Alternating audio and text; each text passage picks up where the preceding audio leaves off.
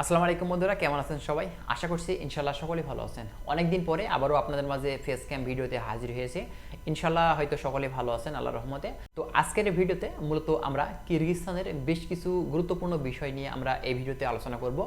অনেক ভাই আমাদেরকে আসলে মেসেঞ্জারে নক করেছেন, অনেকে আমাদের কাছে প্রশ্ন করেছেন এবং অনেকেই যারা কিরগিজস্তানে বর্তমান অবস্থান করছেন এবং বাংলাদেশ থেকে তাদের যারা ফ্যামিলি আছে বা আত্মীয় স্বজন আছে, অনেকে আমাকে আসলে মেসেঞ্জারে নক করেন যে ভাই আমাদের ফ্যামিলি থেকে আসলে কিরগিজস্তানে গিয়েছে এবং সেখানে গিয়ে কাজ কাম পায়নি এবং কোম্পানি থেকে কোনো ধরনের তাদের কাজ দেয়নি এবং যে দালালের মাধ্যমে গেছে তারা মূলত কাগজপত্রগুলো করে দেয়নি, এখন বর্তমানে তারা অবৈধ হয়ে গেছে। তো বাংলাদেশে তাদেরকে আমি কিভাবে আনতে পারি, বা যারা অবস্থান করছেন তারাও অনেকে আমাকে নক করেন যে ভাই আসলে আমি বাংলাদেশে কিভাবে ব্যাক যেতে পারি, আমার এখানে এখন কি করতে হবে, কি করলে আমি বাংলাদেশে এখন যেতে পারবো, বা আমাদের খরচটা কেমন হবে। তো এই বিষয়টা নিয়ে আজকের ভিডিওতে আমরা আলোচনা করব।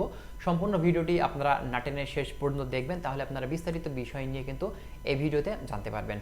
আর ভিডিওটি শুরু করার আগে ছোট্ট একটি রিকোয়েস্ট আপনাদের মাঝে থাকবে, আপনি যদি আমাদের চ্যানেলে নতুন হয়ে থাকেন অবশ্যই চ্যানেলটিকে সাবস্ক্রাইব করে দিবেন। আমাদের যে main channel Europe visa info, মূলত সেই চ্যানেলটি কিন্তু আমরা হারিয়ে ফেলেছি, সে কারণে অবশ্যই আপনাদের কাছে রিকোয়েস্ট থাকবে, যেহেতু আমাদের এই চ্যানেলটি আমরা স্টার্ট করেছি অবশ্যই চ্যানেলটিকে সাবস্ক্রাইব করে দিবেন।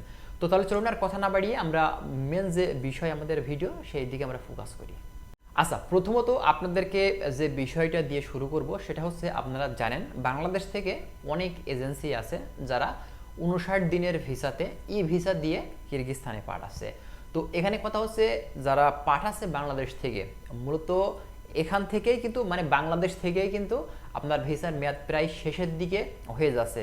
কারোর কিন্তু 5 দিন মেয়াদ আছে, কারোর 2 দিন 3 দিন মেয়াদ থাকছে, এই টাইমে কিন্তু ফ্লাইট করাচ্ছে এবং সেখানে যাওয়ার পরে যখনই আপনার মেয়াদটা শেষ হয়ে যাচ্ছে, আপনার এজেন্সি যদি ভালো হয়ে থাকে তাহলে কিন্তু তারা জরিমানা দিয়ে তখন কিন্তু আপনার ভিসাটা রিনিউ করে দিবে 10 মাসের।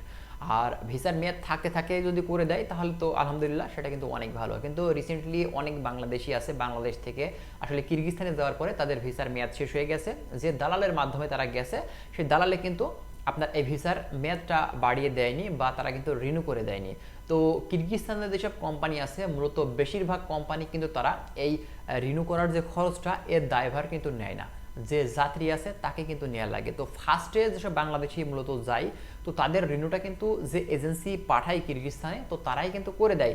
এখন অনেক এজেন্সি আছে তারা কি করছে, কিরগিজস্তানে পাঠানোর পরে যেসব বাংলাদেশি বাংলাদেশ থেকে যাচ্ছে ওইসব এজেন্সি কি করছে, ওইসব বাংলাদেশি শ্রমিকের কাছ থেকে কিন্তু তাদের ভিসার মেয়াদ বাড়ানোর জন্য বা রিনিউ করার জন্য 10 মাসের ভিসাটা আসলে মেয়াদ বাড়ানোর জন্য তাদের কাছ থেকে আবারও নতুন করে টাকা চাচ্ছে। তো মূলত এখানে কিন্তু বেশ কিছু খরচ আছে, এই খরচটা যখনই বাংলাদেশিরা দিতে চাচ্ছে না তখনই কিন্তু ওইসব এজেন্সি আর ভিসার মেয়াদটা বাড়িয়ে দিচ্ছে না। তো ওই টাইমে দেখা যাচ্ছে যে এখানে কিন্তু খুব বেশি দিন হাতে নিয়ে বাংলাদেশিরা কিন্তু বাংলাদেশ থেকে যাচ্ছে না, কারোর মানে 1 সপ্তাহ, কারো 10 দিন, কারো 15 দিন, কারোর দেখা যাচ্ছে 3-4 দিন সময় থাকছে। এই সময়টার ভিতরে যখনই তারা মানে ভিসার মেয়াদটা বাড়াচ্ছে না তখনই কিন্তু তারা অবৈধ হয়ে যাচ্ছে।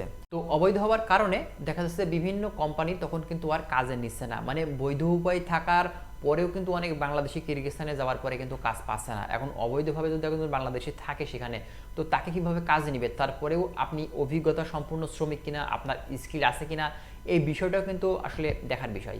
তো যারা কিরগিজস্তানে অবস্থান করছেন, মানে অবৈধ সিস্টেমে যারা বর্তমানে এখন অবস্থান করছেন, বাংলাদেশে চলে আসতে চাচ্ছেন, তো মূলত তারা এখন কি করবেন দেখুন, কিরগিজস্তান থেকে বাংলাদেশে আসতে হলে অবশ্যই আপনার এক্সিট ভিসা লাগাতে হবে। আর এই এক্সিট ভিসাটা মূলত 10 দিনের হয়ে থাকে। এই 10 দিনের ভিতরে আপনাকে কিন্তু বাংলাদেশে ফেরত আসতে হবে, আর এর মেয়াদটা যদি শেষ হয়ে যায় আবারও নতুন করে কিন্তু আপনার এক্সিট ভিসা করা লাগবে, না হলে কিন্তু আপনি বাংলাদেশে ফেরত আসতে পারবেন না। অবশ্যই আপনাকে কনফার্ম করতে হবে, আপনি যদি এক্সিট ভিসা লাগান এই 10 দিনের ভিতরে আপনাকে কিন্তু বাংলাদেশে ফেরত আসতে হবে। এখন বলতে পারেন যে ভাই এক্সিট ভিসা লাগাতে মূলত কত টাকা খরচ হয়ে থাকে। দেখুন, এক্সিট ভিসা লাগাতে হলে আপনার বাংলাদেশি টাকাতে 30 থেকে 35 হাজার টাকার ভেতরে কিন্তু আপনার লাগবে, ঠিক আছে। এখন কথা হচ্ছে, আপনি কি এই টাকাতে বাংলাদেশে আসতে পারবেন না। এখন আপনার কি করা লাগবে, এক্সিট ভিসা লাগানোর পরে আপনাকে টিকিট কাটা লাগবে। তো এই টিকিট কাটতে হলে আপনাকে কিন্তু প্রায় 35 থেকে 40 হাজার সোম কিন্তু আপনাকে দেওয়া লাগবে, যেটা বাংলাদেশি টাকাতে 50 থেকে 60 হাজার টাকা। তো টোটালি আপনি যদি বাংলাদেশে আসতে চান তাহলে আপনার কিন্তু 70 থেকে 80-85 হাজার টাকা আপনার কিন্তু খরচ করা লাগবে বাংলাদেশে আসতে হলে। তো অনেকেই আসলে এই বিষয়টা জানতে চেয়েছিলেন, আমরা যতটুকু পারছি আপনাদের অথেন্টিক তথ্য কিন্তু দেওয়ার চেষ্টা করছি। আর আপনারা আসলে কি জানতে চান অবশ্যই আপনারা কমেন্ট করবেন, আমরা চেষ্টা করব আপনাদের মাঝে ফেস ক্যাম ভিডিও না পারলেও আমরা ভয়েসের মাধ্যমে আপনাদেরকে মানে বিভিন্ন ধরনের তথ্য আপনাদেরকে দেওয়ার, ঠিক আছে।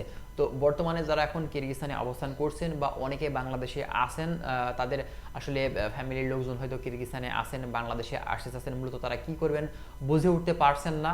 তো সেই কারণে আজকের ভিডিওটি আমরা দিয়েছি, অবশ্যই আপনারা বুঝতে পারছেন কিভাবে আপনারা কি করবেন। অবশ্যই আপনার এক্সিট ভিসা লাগিয়ে তারপরে টিকিট কেটে আপনাদের কিন্তু বাংলাদেশে আসতে পারবেন আপনি।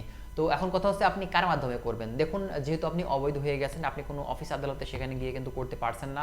অবশ্যই আপনাদেরকে বলবো যে দেখুন, কিরগিজস্তানে বাংলাদেশি দালালের কিন্তু অভাব নেই, ঠিক আছে। তো দেখা যাচ্ছে যে সেই জায়গাতে যারা পুরানো বাংলাদেশি আছে তাদের সাথে একটু কথাবার্তা বলে নেবেন, বলে নিয়ে মানে ভালো একটি মাধ্যম দিয়ে আপনি এক্সিট ভিসাটা করবেন, প্লাস আপনি টিকিটটা কেটে বাংলাদেশে কিন্তু আসতে পারবেন, বা আপনি নিজেও করতে পারবেন। অবশ্যই আপনি যেখানে অবস্থান করছেন আপনার আশেপাশে যেসব পুরানো বাংলাদেশি আছে তাদের মাধ্যম দিয়েই কিন্তু আপনি করতে পারবেন, কোনো সমস্যা নেই, ঠিক আছে। তো অবশ্যই কিন্তু আপনার একটু যাচাই বাছাই করে তারপরেই কিন্তু নেবেন, তাছাড়া আপনি হঠাৎ করে কারো কাছে টাকা পয়সাগুলো দিবেন না, ঠিক আছে। মানে সেই ব্যক্তিটা সঠিক কিনা, অথেন্টিক কিনা, হ্যাঁ, তারপরে কিন্তু তার সাথে আপনি টাকা পয়সাগুলো আপনার লেনদেন করবেন।